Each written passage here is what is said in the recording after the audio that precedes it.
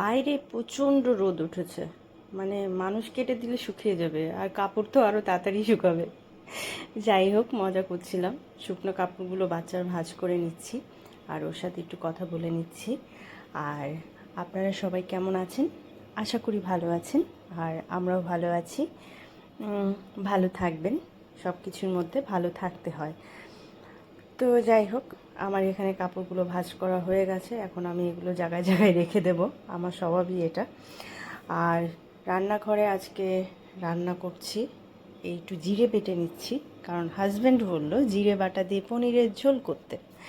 আগে আমি মাঝে মধ্যে বেটে রান্না করতাম, তো এখন আর করা হয় না, খুব অল্প।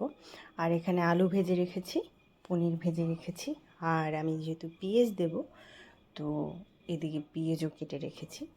আপনারা চাইলে শুধু জিরে বাটা দিয়ে করতে পারেন।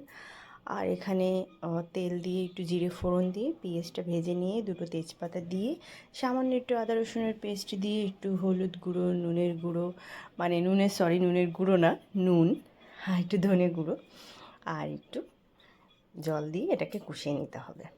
তো ভালো করে কষিয়ে নিয়ে তার মধ্যে ভাজা আলুটা দিয়ে দেব।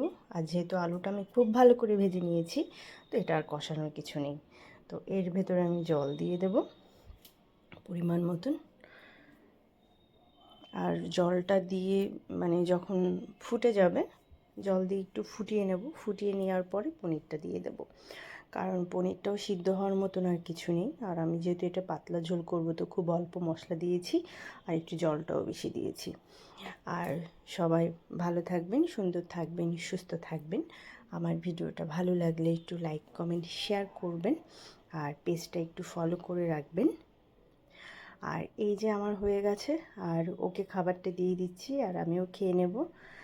আর তো সবাই ভালো থাকবেন, টাটা।